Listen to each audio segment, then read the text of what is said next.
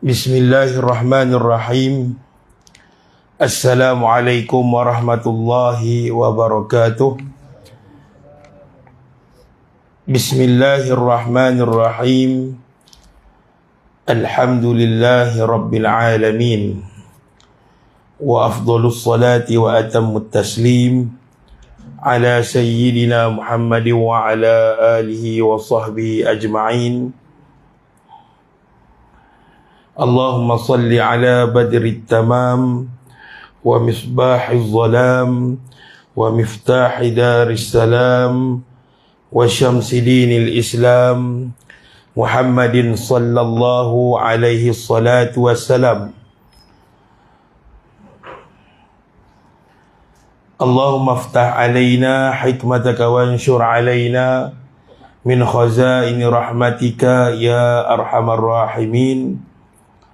Rabbi syrah li sadri wa yassir li amri wahlul 'uqdatam min lisani yafqahu qawli. Subhanaka la ilma lana illa ma 'allamtana innaka antal alimul hakim. Wa la hawla wa la quwwata illa billahil aliyyil azim. Bismillahi ma syaa Allah, la yasuqul khaira illa Allah. Bismillahi ma syaa Allah, la yasrifu su'a illa Allah. Bismillahi ma syaa Allah, ma kana min ni'matin fa min Allah. Bismillahi ma syaa Allah, la hawla wa la quwwata illa billah. La ilaha illallah Muhammadur Rasulullah. La ilaha illallah Muhammadur Rasulullah. Fi kulli lamhatin wa nafasin adada ma wasi'ahu ilmullah. La ilaha illallah al-malikul haqqul mubin. Amma ba'du. Alhamdulillah, bersyukur kepada Allah subhanahu wa ta'ala. Allah mengurniakan kesihatan yang baik kepada kita dan segala nikmat-nikmat yang lain. Dan Allah memberikan kekuatan kepada kita untuk kita berkumpul pada malam ini di dalam surau ini untuk menimba ilmu apa yang telah ditinggalkan oleh para ulama melalui karangan kitab-kitab mereka, dan kita membacanya. Semoga dapatlah kita mengambil manfaat ilmu keberkatan daripada para ulama yang ilmu mereka ini sampai kepada baginda Nabi sallallahu alaihi salatu wassalam. Seterusnya saya nak ucapkan selamat Hari Raya Maaf Zahir dan Batin. Semoga amalan-amalan, ibadah-ibadah yang kita lakukan di dalam bulan Ramadan, Allah terima semuanya, dan semoga Allah kurniakan kepada kita istiqamah, dan kita boleh teruskan amalan-amalan sunat yang banyak kita lakukan di dalam bulan Ramadan itu, dan kita istiqamah terus dan berterusan sehingga akhir hayat kita. Yang sesuai lah untuk dilakukan selepas Ramadan. Kalau tarawih tak sesuai lah tuan-tuan. Jadi selawat dan salam ke atas junjungan besar Nabi SAW. Yang hari ini kita tiap-tiap bulan kita membicarakan tentang hadis Nabi SAW, yang mana bila mana telinga kita mendengar, mulut kita juga mengikut membacanya hadis tersebut, semuanya menjadi ibadah. Menjadi ibadah. Bila ibadah, ia mendapat pahala daripada Allah Subhanahu wa ta'ala.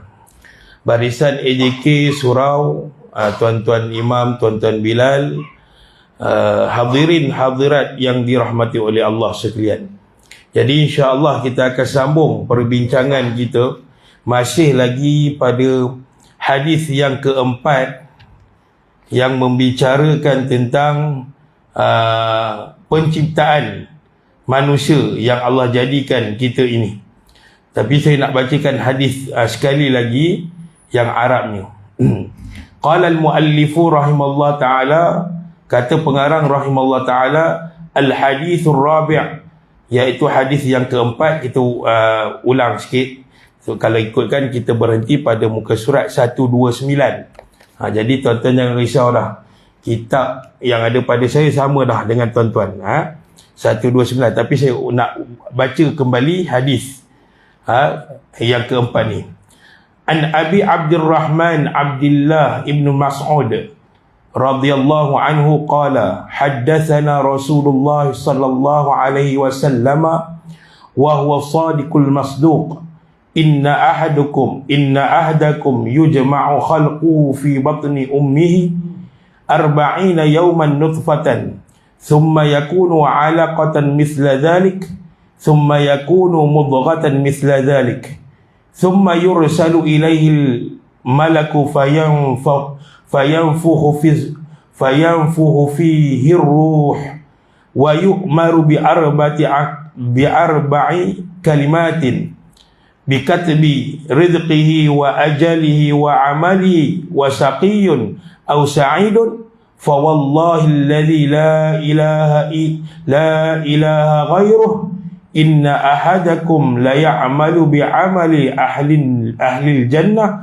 hatta ma yakuna bainahu wa bainaha illa dhira' fayasbiqu ilayhi al-kitabu fayamalu bi'amali ahli an-nar fayadkhuluha wa inna ahadakum la ya'malu bi'amali ahli an-nar hatta ma yakuna bainahu wa bainaha illa dhira' fayasbiqu alaihi al-kitabu fayamalu bi'amali ahli al-jannah fayadkhuluha rawahul Bukhari wal Muslim. Daripada Abdurrahman Abdullah ibn Mas'ud radhiyallahu anhu katanya, telah diceritakan kepada kami oleh Rasulullah sallallahu alaihi wasallam dan ia benar lagi dibenarkan. Kita dah bicarakan gelaran Allah berikan kepada baginda ni Shadiqul Masduq. Shadiqul Masduq. As-Sadiq. As-Sadiq. Sesungguhnya salah seorang kamu dikumpulkan kejadiannya dalam perut ibunya selama 40 hari air mani. Kita dah bicarakan. Kemudian menjadi segumpal darah seperti demikian itu. Kemudian jadi seketul daging seperti yang demikian itu juga, iaitu 40 hari. Kemudian diutuskan kepadanya malaikat, lalu ditiupkan roh, diperintahkan oleh Allah lah padanya, dan diperintahkannya menulis 4 kalimat, yakni 4 perkara. Kalimat bukan bermakna perkataan, tapi perkara, iaitu rezekinya, rezeki kita, dan umurnya, dan amalnya, dan celakanya atau bahagianya. Maka demi Allah yang tidak ada Tuhan selainnya, sesungguhnya salah seorang kamu mengerjakan dengan amalan ahli syurga. Nabi nak tegur kita, jangan kita sangkakan seseorang itu memang secara zahirnya dia buat amalan kebaikan dan mati juga dalam kebaikan. Tidak. Sehingga tidak ada jarak di antaranya dan antara syurga melainkan sehasta. Sikit lagi dia nak masuk dalam syurga. Kemudian terdahulu atasnya ketentuan tulisan, lalu ia pun mengerjakan dengan amalan ahli neraka. Sikit lagi secara zahirnya kita tengok dia ni memang soleh lah, tapi ada sebaliknya, di belakang kita dia buat perkara ahli neraka, perbuatan yang memasukkan diri kita ni ke dalam neraka. Maka masuklah ia ke dalam neraka. Dan sesungguhnya salah seorang kamu mengerjakan amalan ahli neraka. Secara zahirnya kita nampak orang tu memang jahat gila lah. Di kampung kita tu memang dia jahat. Jadi mulut manusia ni biasanya kalau tengok dia jahat, kita pun kata dia ni memang ahli neraka lah, jahat gila dia ni. Tu mulut kita. Nabi tak suruh kita sangka macam tu. Kerana memang secara zahir dia mengamalkan perbuatan ahli neraka, sehingga tidak ada jarak di antaranya dan antara neraka melainkan sehasta. Memang sikit lagi nak masuk ke dalam neraka. Kemudian terdahulu di atasnya Allah tentukan ke atas orang yang jahat itu ada satu perkara yang menyebabkan dia ni terhindar daripada neraka Allah Ta'ala. Tulisan lalu ia pun mengerjakan pula dengan amalan ahli syurga, maka masuklah si jahat itu ke dalam syurga Allah Subhanahu Wa Taala. Diriwayatkan oleh Imam Bukhari dan Muslim. Ini hadis yang keempat. Dan kita dah sampai kepada muka surat 129. Kata pengarang rahimahullah ta'ala, akhirnya, kita ambil perengan tu, akhirnya pada masa peralihan masa yang ketiga, darah beransur-ansur besar. Ini diceritakan tentang proses kejadian manusia. Kita dah bicarakan berapa hari, dan tentunya isteri kita tahu ketika mengandungkan anak kita. Masa tu dia tahu. Dan memang sepatutnya dia tahulah. Nanti kena marah pula dengan nurse. Berapa hari, berapa lama dah tak keluar haid dan sebagainya. Jadi golongan perempuan dia tahu. Okey. Menjadi seketul daging. Daging itu dipanggil mudghah, iaitu besar daging yang dapat dikunyah-kunyah. Yang mana mulut kita dapat kunyah daging, sebesar itulah asal kita di dalam rahim ibu kita. Dan dalam peralihan masa yang ketiga inilah seketul daging itu mendapat bentuk ciptaan. Masa inilah Allah menciptakan bentuk seorang manusia menurut kehendak Allah, kehendak Tuhan, dengan dimulai melengkapkan panca indera, dijadikan padanya alatan pendengaran, penglihatan, penciuman. Ni mulut lah. Dan mulut serta diadakan dalam rongga perut apa yang disebut sebagai perut besar dan perut kecil. Yang ni usus lah. Inilah yang difirmankan oleh Allah Subhanahu Wa Taala di dalam surah Ali Imran. Allah berfirman, huwallazi yusawwirukum fil arhami kaifa yasha'. Yakni yang bermaksud ia yang bentuk. Ia tu siapa? Kembali kepada Allah Subhanahu Wa Taala. Dalam dalil yang lain tuan-tuan, Allah berfirman nak menunjukkan segala sesuatu yang ada pada kita ni, baik pergerakan yang kita sedar dan pergerakan yang kita tidak sedar, ataupun pergerakan perbuatan yang kita inginkan kita lakukan, ataupun perbuatan tu bukan kita inginkan. Apa perbuatan yang kita inginkan dan kita buat? Contoh, kita nak minum, maka kita buatlah perbuatan nak minum tu. Kita ambil cawan, kita isi air dan kita minum. Itu perbuatan yang kita inginkan. Semua itu ciptaan Allah. Ataupun perbuatan yang kita tak ingin, pasti juga akan jadi. Contohnya, pergerakan darah, aliran darah dalam badan kita, ataupun terhentinya jantung. Semua manusia tak nak jantung dia terhenti, tapi Allah lah berkehendak jantung seseorang itu terhenti, maka ajal dia pun tiba, mati. Contoh. Semua ini ciptaan Allah Subhanahu Wa Taala. Kejap lagi kita bahaskan. Datuk, macam mana Ustaz? Jadi Allah berfirman dalam surah yang lain, dalam ayat yang lain, Allah berfirman, wa khalaqa kulla syai', dan segala sesuatu itu semua ciptaan Allah Subhanahu Wa Taala. Kerdipan mata. Kita tak boleh kira tuan-tuan berapa kali sehari kita kelipkan mata kita. Itu semua perbuatan Allah Ta'ala. Allah yang menggerakkan dia. Ada orang yang ada mata tapi tak boleh lihat, kerana Allah tak izinkan dia melihat. Maka kita panggil orang yang tak boleh lihat itu si buta.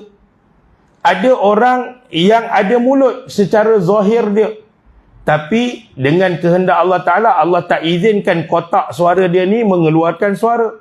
Maka kita panggil dia tu bisu. Ada yang ada telinga, alat yang dipanggil sebagai, ataupun anggota yang dipanggil sebagai telinga. Allah ciptakan dia telinga, tapi Allah tak izinkan gegendang telinga yang ada dalam telinga kita ni untuk mendengar suara dan bunyi dan sebagainya. Maka kita panggil dia si pekak. Ada orang secara zahir kita tengok dia sihat, ada kaki, ada tangan, tapi bila dia sakit, Allah tak bagi kekuatan kepada dia. Allah tak izinkan dia untuk menggerakkan kaki dia untuk berjalan. Maka dia terpaksa duduk di atas kerusi roda. Ini bermakna apa? Betullah firman Allah Subhanahu Wa Taala, wa khalaqa kulla syai'. Segala sesuatu itu diciptakan oleh Allah Subhanahu wa taala. Samalah dengan dalil yang ada pada kitab tuan-tuan, iaitu Allah berfirman dalam surah Al-Imran, huwallazi yusawwirukum fil arhami kaifa yasha, yang ia yang membentuk kamu di dalam rahim ibu kita. Dia yang membentuk kita ni menjadi seorang manusia menurut bagaimana yang ia kehendak. Jadi kita, kalau kita tengok zahir diri kita, apa yang ada pada kita, boleh tengok kawan-kawan kita kaya hari itu, kita boleh ziarah kawan-kawan kita, bawa keluarga sekali, ziarah saudara mara. Itu semua kehendak Allah Subhanahu wa taala. Tak ada satu pun yang ada pada kita ni bukan kehendak Allah taala. Semuanya adalah dengan izin dan kehendak Allah Subhanahu wa taala. Sebab itu manusia ni, apa segala musibah pun, selepas peringkat sabar manusia itu dah hilang, maka apa selepas sabar, iaitu redha dengan ketentuan Allah Subhanahu wa taala. Kadang-kadang kita bergaduh kan, kita tengok kita bergaduh, ada orang kawan kita bergaduh, kita selalu orang Melayu dia kata apa, jangan sampai aku hilang sabar. Itu kira tahap dah bengang betul-betul lah tu. Tapi sebenarnya yang Nabi ajar, selepas hilang sabar tu kita tak boleh sabar, kena redha apa yang telah ditentukan oleh Allah Subhanahu taala. Tapi benda tu beratlah bagi kita orang awam ni tuan-tuan. Sebab benda itu perlukan kepada mujahadah, mujahadah, iaitu kesungguhan dan keimanan kepada Allah Subhanahu wa taala. Apa yang orang tak buat kepada Nabi? Dalam peperangan sejarah pun tak pernah sekali Nabi membunuh orang dalam peperangan yang disertai oleh Nabi SAW. Yang tak disertai oleh Nabi itu memang Nabi tak join lah. Antaranya contoh peperangan Mu'tah, Nabi tak join. Nabi hantar 3,000 bala tentera Islam untuk pergi ke Mu'tah. Mu'tah ni di mana? Di Jordan. Saya dan kawan-kawan nak pergi umrah, naik bas 2 kali subuh baru sampai. Lama. Jadi bas tu pula tak ada span macam kursi ni tuan-tuan. Memang plastik je. Kematu pun sampai, memang bas tu pun tayar pun pecah. Kami berhenti di sempadan antara Jordan nak masuk ke Saudi. Pecah tayar. Jadi perjalanan kalau dahulu macam mana tuan-tuan?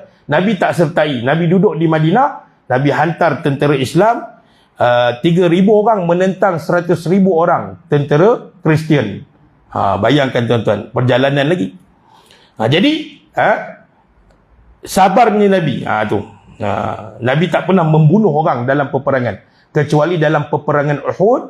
Bila mana Nabi dah cedera, sahabat nak bawa Nabi sembunyi, nak pertahankan Nabi, ada serangan daripada belakang, Nabi terambil pedangnya dan tertusuk musuh daripada yang serang daripada belakang. Dan selepas itu tidak ada sejarah ataupun sirah Nabi membunuh sama ada Yahudi ataupun kafir. Tak pernah Nabi bunuh orang. Itu sabarnya Nabi SAW. Jadi semua ini adalah ciptaan Allah Subhanahu wa taala, dan kita berakidahkan dengan akidah Ahlussunnah wal Jamaah, kena percaya apa sahaja yang berlaku kepada diri kita, pasangan kita, anak-anak kita, semua kehendak Allah Subhanahu wa taala. Kita berjaya hari ini memang secara zahir, secara mata kasar, memang kita yang usaha. Kita yang usaha, belajar rajin-rajin, kerja sungguh-sungguh sampai dapat APC, anugerah kecemerlangan pekerja ni, perkhidmatan cemerlang. Jadi memang secara zahir kita yang usaha. Tapi kalau tak ada kekuatan daripada Allah Ta'ala, Allah tak bagi kita sihat, Allah tak bagi kita nyawa, Allah tak bagi kemampuan untuk kita menulis, berjalan dan sebagainya, kita tak akan dapat buat kerja sampai kita berjaya. Ini semua anugerah daripada Allah Subhanahu wa taala. Keimanan dan Islamnya kita anugerah Allah Taala. Allah pilih kita dah. Itu nanti kita masuk dalam bab ketentuan Allah kepada kita. Kata pengarang rahimahullah taala, kemudian apabila berakhirnya peralihan masa yang ketiga itu, yang berlangsung selama 40 hari, maka telah berumurlah, maknanya sempurnalah segumpal daging yang telah dibentuk 4 bulan lalu, maka ditiupkan roh supaya ia hidup. Maka setelah 4 bulan kandungan, maka Allah perintahkan malaikat untuk meniupkan roh masuk ke dalam jasad badan kita lah. Maka hiduplah kita sehinggalah genap 9 bulan. Maka firman Allah Subhanahu wa ta'ala, Ya ayyuhan nasu in kuntum fi raibin minal ba'si fa inna khalaqnakum min turabin thumma min nutfatin thumma min alaqatin thumma min mudghatin mukhallaqatin wa ghairu mukhallaqat. Firman Allah daripada Al-Quran, iaitu yang bermaksud, hai manusia, jika adalah kamu dalam keraguan tentang hari kebajikan, yakni hari kiamat, maka fikirkanlah bahawa sesungguhnya kami telah jadikan kamu dari tanah, kemudian dari setitik air mani. Tanah ni kita kembali kepada datuk kita semua, iaitu Sayyidul Adam alaihissalam, Nabi Adam alaihissalam. Itu bila tuan-tuan jumpa dalam tafsir Al-Quran, bila Allah menceritakan bahawa manusia ini diciptakan dari tanah, dia kembali kepada datuk kita, iaitu Sayyidina Adam alaihissalam. Maka bila Allah cipta Sayyidina Adam alaihissalam, dan ada pasangan dia Sayyidatina Hawa, nenek kita, maka tercantumlah air mani kedua-dua, maka lahirlah zuriat. Jadi proses Allah menciptakan Nabi Adam, kemudian Allah jadikan pasangan untuk Nabi Adam ini adalah proses yang Allah nak menunjukkan kepada kita, aku menciptakan manusia ini berpasang-pasangan. Dan ini juga dalil yang menunjukkan bahawa diharamkan oleh Allah Subhanahu wa ta'ala untuk berpasang-pasangan dengan sesama jenis. Tak boleh. Sebab ada faedah, ada kelebihan bila Allah menjadikan manusia ni lain jantina dan dibolehkan berkahwin untuk lain jantina. Maknanya laki dengan perempuan, lain jantina. Jadi untuk apa? Untuk mengembangkan zuriat. Secara sah lah. Kalau zina, dia menyekat ataupun membantutkan silsilah keluarga. Dia mematikan hubungan keluarga tu. Sebab bila keluar anak luar nikah secara kasar, sebenarnya bayi tu tak salah, tuan-tuan. Yang salah si perempuan dengan si lelaki tu. Jadi bila keluarnya anak daripada hasil berzina ni, nak menentukan nanti, bila anak tu besar, dia akan tanya, mana ayah saya? Kemudian bila nak mewariskan harta, dia tahu itu mak dia. Mungkin perempuan tu dia baik, dia jaga anak dia tu, hasil dari perzinaan, tak apa. Nanti dia akan tanya, mak, mana harta saya? Mudah. Jadi membantutkan hubungan kekeluargaan itu. Jadi zina ni tidak sepatutnya berlaku. Tapi hari ni ada yang berlaku, tuan-tuan. Ditapah baru ditangkap lelaki orang dengan bini orang. Itu berlaku bulan lepas. Kita adalah rujukan yang dipercayai daripada Jabatan Agama Islam.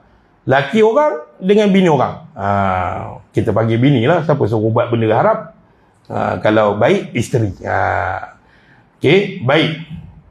Jadi itu yang berlaku, tuan-tuan. Maka jika adalah kamu dalam keraguan tentang hari kebajikan, hari kiamat, maka fikirkanlah. Ada orang yang ragu-ragu, kiamat ni betul ke? Jadi ke? Betul ke apa yang Islam cakap ni? Ada siksaan, azab kubur dan sebagainya, nikmat kubur. Ada ke khayalan saja? Maka Allah suruh kita fikir bahawasanya sesungguhnya kami telah jadikan kamu daripada tanah. Allah suruh kita fikir bagaimana aku ciptakan engkau. Tak ada benda pun yang ada pada diri kamu. Allah nak bagi tahu macam itulah. Tak ada benda pun yang ada pada diri kamu itu hak milik kamu yang hakiki. Tidak ada. Semuanya adalah ciptaan Allah SWT. Maka firman Allah tu lagi bermaksud, kemudian dari setitik air mani, kemudian dari seketul daging, dari seketul darah, kemudian dari sekepal daging, seketul daging yang sempurna kejadiannya. Kalau tuan-tuan yang ada kitab, kat situ ada tulis nombor 2 dengan 3. Di situ bila disebut kepada kita, kami telah jadikan kamu daripada tanah, nombor 2 boleh rujuk kepada nota kaki di bawah itu, iaitu Adam alaihissalam. Nombor 3, iaitu apa? Artinya kurang keadaan, kejadian atau tidak dijadikan. Itu kehendak Allah Subhanahu Wa Taala. Ada yang Allah berkehendak lahir si perempuan ni mengandungkan anaknya 9 bulan dah. Keluar-keluar je tak bernyawa dah. Itu kehendak Allah Ta'ala. Memang sedih tuan-tuan. Dah tunggu 12 tahun, 20 tahun ada. Ada yang memang yang mengadu kepada saya ketika itu, saya dah 20 tahun dah. Tak ada anak ni, tunggu punya lama. Saya katakan kau amalkan selawat. Amalkan selawat ketika nak tidur tu, baca selawat dan sapu pada perut. Maknanya sambil selawat tu baca. Dengan niat, ya Allah, dengan keberkatan baginda Nabi SAW, Allah kurniakan. Bukan Nabi Muhammad yang kurniakan. Itu salah tu. Dengan berkat Nabi SAW, dengan Nabi yang Allah izinkan untuk memberi syafaat pada hari akhirat, maka dengan berkat Rasulullah, maka engkau kurniakanlah anak. Amalkan tu tuan-tuan. Sebab ulama' akhir zaman ni yang tinggal, antaranya ulama' Kedah, seorang ulama' Kedah, saya tak ingat nama dia. Dia kata apa? Barang siapa yang memerlukan hajat daripada Allah Ta'ala, dia susah nak jadi senang sikit, dia tak ada anak, dia nak anak, amalkan selawat banyak berapa kali, tak kisah. Ini kata ulama' Kedah kita. Dia kata, amalkan selawat, insya-Allah Allah akan kabulkan hajat kita. Yang kedua, ini pengalaman je lah tuan-tuan, pengalaman orang tua. Bagi yang belum dapat anak, kalau dia ada bela binatang, lepaskan binatang belaan. Terutamanya, selalunya kalau kita tengok orang yang tak dapat anak ni, berpuluh tahun, berbelas tahun, biasanya kat rumah dia ada kucing. Lepaskanlah, lepas. Sebab pengalaman orang tua-tua ni tak ada dalil pun tuan-tuan. Tak ada dalil daripada Al-Quran siapa nak anak lepaskan kucing, tak ada. Biasanya itu yang terjadilah. Jadi ini semua kehendak Allah Ta'ala. Ada bayi yang Allah memang kurniakan kepada keluarga itu, keluar saja daripada perut ibu, Allah bagi bayi ini hidup sampailah ajal bayi tersebut. Ada yang keluar daripada perut ibu, mati dah. Ada dalam kandungan pun mati dah bayi itu. Ada belum bentuk lagi dalam perut, baru janin dan sebagainya, baru gumpalan darah, tengok doktor kata gugur dah. Ini semua kehendak Allah Subhanahu wa Ta'ala. Baik, kita sambung lagi. Kata pengarang rahimahullah ta'ala yang kedua, tadi yang pertama, perbahasan yang pertama. Yang kedua, ditulis 4 kalimat, yakni perkara semasa dalam kandungan. Kata pengarang rahimahullah ta'ala, setelah kandungan tersebut hidup kerana ditiupkan roh. Maknanya kita hidup kita ini juga bergantung kepada makhluk yang lain. Maknanya apa? Allah izinkan kita ni untuk dimasukkan makhluk yang lain ke dalam badan kita, iaitu yang bernama roh. Apa lagi yang kita bergantung? Makhluk Allah yang namanya jantung. Apa lagi yang kita perlukan? Iaitu angin, udara untuk kita bernafas. Semua ni menunjukkan bahawa tuan-tuan, kita ni bukan kita ni tidak mempunyai hak hakiki ke atas diri kita. Semuanya milik Allah Subhanahu wa Ta'ala. Kita kena sedar tu. Terutamanya nasihat ini nasihat untuk diri saya juga. Bukan saya duduk depan ni nak nasihat tuan-tuan dengan puan-puan saja, tak. Yang terutama lagi adalah yang bercakap di hadapan tuan-tuan ni. Kadang-kadang tak sedar. Duk ceramah dengan orang bagai-bagai, dia pula yang tak buat. Itu lagi azab di hari akhirat nanti. Dia cakap ke orang suruh buat ni, tapi dia tak buat. Itu lagi azab lah orang yang menyampaikan tetapi dia tidak beramal dengan apa yang disampaikan. Masyarakat amal, dia tak amal. Lagi nanya. Oleh malaikat maka diperintahkan kepadanya untuk dituliskan 4 kalimat, yakni 4 perkara. Malaikat yang tiupkan roh adalah Israfil. Israfil. Yang sentiasa dengan malaikat Jibril ke mana saja akan ada dengan malaikat Jibril ini adalah antaranya ketika nak wafatnya baginda Nabi SAW, yang bersama dengan Jibril AS biasanya lah adalah malaikat Mikail. Ini pasangan ataupun kawan sahabat yang ke mana saja Jibril AS pasti ada Mikail. Tapi yang selalu ada dengan Rasulullah adalah Jibril alaihi salam. Kira guru. Ke mana saja Rasulullah pergi pasti ada Jibril alaihi salam. Sebab apa? Jibril inilah yang membenarkan kerasulan baginda Nabi SAW dengan wahyu Allah Ta'ala. Allah perintahkan Jibril alaihissalam berikan wahyu, tunjukkan mukjizat Nabi kepada orang kafir untuk membenarkan kenabian dan kerasulan baginda Nabi SAW. Itu dia. Maka apa dia 4 kalimat itu? Yakni mengenai rezekinya. Rezeki kita semua telah ditentukan.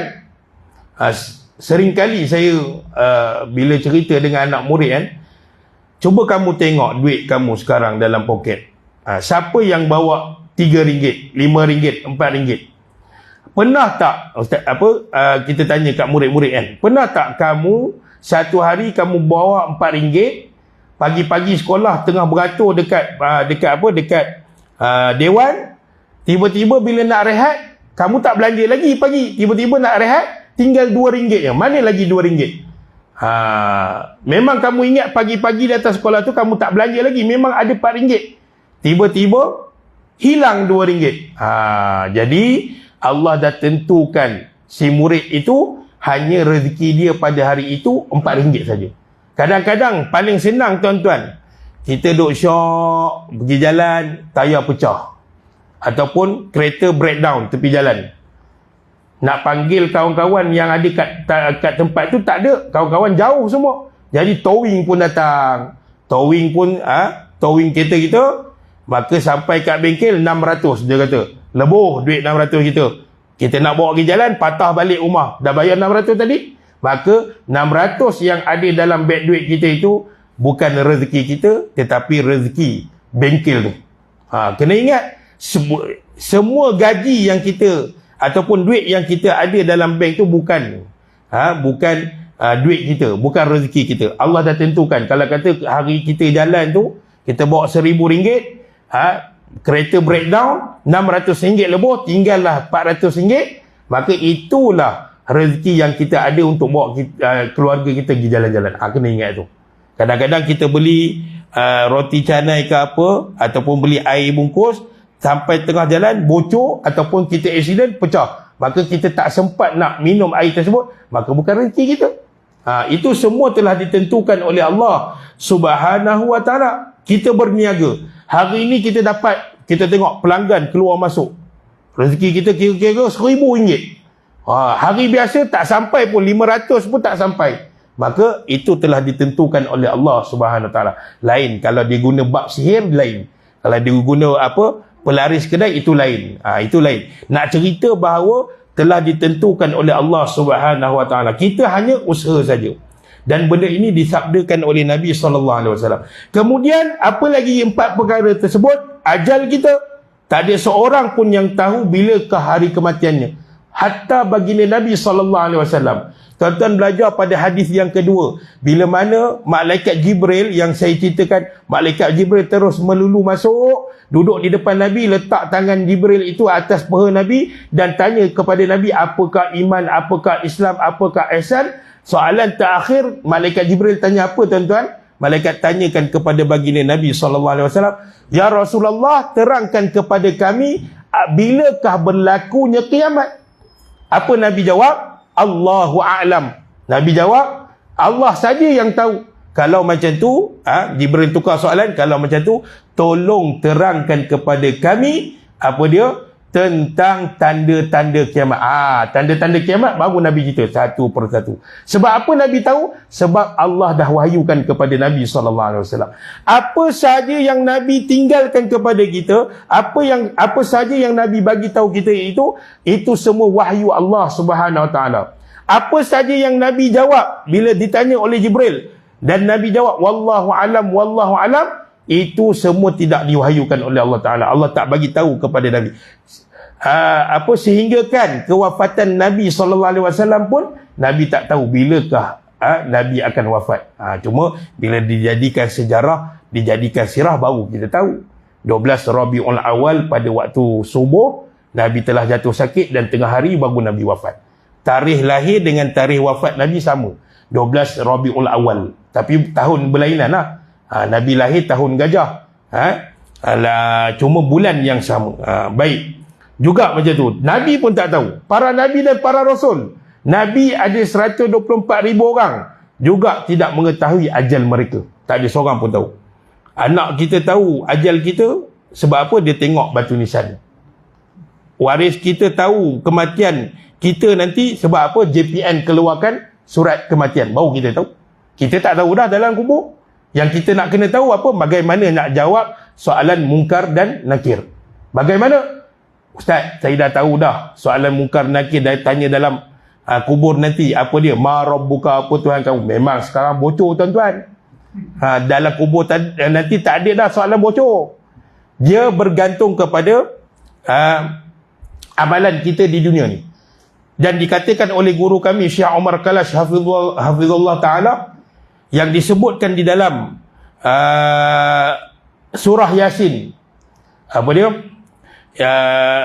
Firman Allah yang mengatakan mulut kita akan ditutup, yang akan berbicara adalah tangan dan kaki kita. Di dalam kubur Allah izinkan kita lagi untuk berbicara dengan menggunakan mulut. Yang dikatakan akan ditutup serapat-rapatnya mulut kita adalah pada hari akhirat, bila mana Allah nak menghisap amalan kita. Tak ada satu sekali pun mulut kita akan berkata-kata.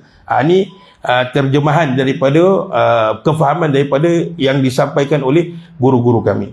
Kemudian iaitu tentang amalannya, kesudahannya, nasib dirinya, bahagia ataupun celaka. Amalan kita, amalan kita juga ditentukan oleh Allah Subhanahu Wa Taala. Dan berikutan dengan dengan itu ada satu hadis Nabi SAW. Saya nak tutupkan dengan hadis Nabi yang menunjukkan bahawa apa yang kita buat ini juga ditentukan oleh Allah Ta'ala. Iaitu Nabi menyebut dalam satu hadis yang bermaksud tidak ada seorang manusia pun yang melakukan perbuatan itu dengan sendiri, melainkan apa yang telah ditentukan oleh Allah Subhanahu Wa Taala. Sama ada dia ni masuk ke syurga ataupun masuk neraka, juga Allah dah tahu dah bilangan kita.